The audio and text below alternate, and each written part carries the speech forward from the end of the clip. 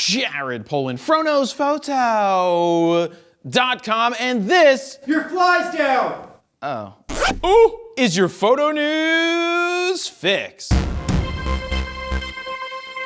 This fix is brought to you by Canon Printers and my Fro 365 project, where I'm giving away 365 signed and numbered prints, all printed on the Canon Pro 1000.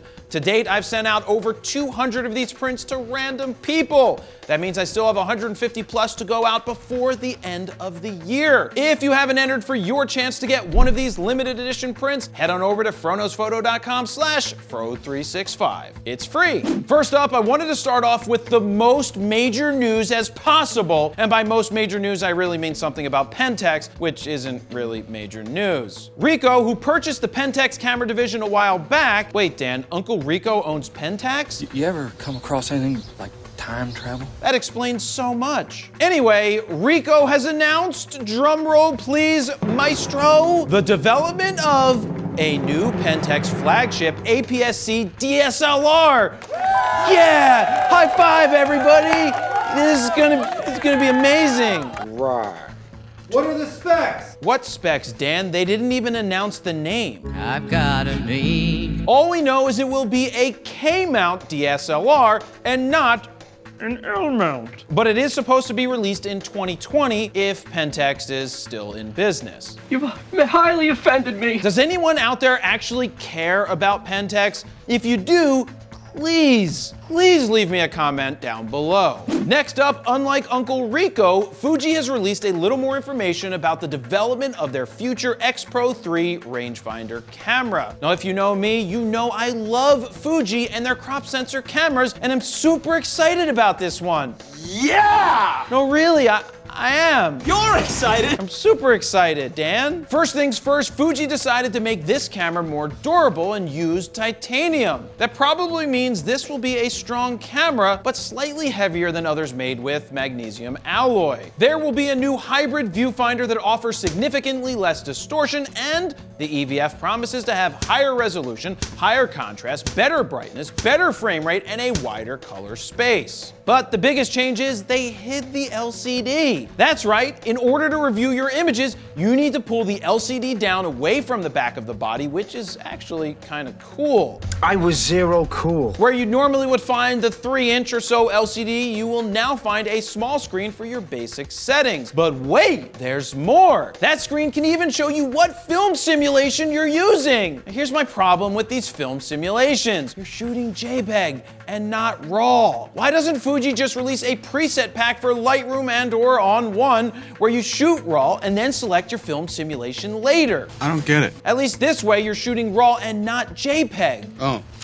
But hey, if you want to shoot JPEG with your toy camera, go for it. I don't actually think this is a toy camera, so calm down, you Fuji fan people. See, I went with fan people because there's probably some women who shoot Fuji. At least Fuji's actually pushing the envelope. I usually throw them out. Next up, will the Sony a7S III, or whatever it will be named if it even exists, Do exist. possibly shoot 4K 120 frames a second and have a cooling vent? According to Sony Alpha Rumors, which is right 12% of the time, every time, it might. You're right. And when you're right, you're right. And you're always right. This rumor rates an SR3, which after a ton of scrolling on their site, reveals that SR3 means there's a 50% chance it's correct, which also means there's a 50% chance it's incorrect. So you're telling me there's a chance? Did they get that cooling vent rumor from us? Because I made up that spec for our April Fool's video back in, well, April. And no, they didn't get that spec from us. That was just a joke. Now, I definitely could see it having a cooling vent to counter higher frame rates as well as longer record times, because that just makes sense. But I personally don't see it having 4K 120 full frame, as we haven't even seen 4K 60 yet. Now, if it does have 4K 120, I would suspect it would have a massive crop. And I give this a Fro 2 rating, which I'd like you to tell me what that means down below. Nothing! And finally, is this a picture of what could be a crop sensor Nikon Z Camera? No, Dan, that's actually a picture of my cat. Where's the picture of the camera? We don't have one! Right, we don't have one because this is just a rumor. but it is an interesting rumor at that. Nikon Rumors is reporting that Nikon will be releasing a Z50, which is a 20 megapixel APS-C sized crop sensor camera that will have a 3-inch pivoted LCD screen, whatever that is, and a burst mode up to 11 frames per second. Now, I don't see it saying anything about having an EVF, but it better have a built-in EVF or someone at Nikon is getting fired.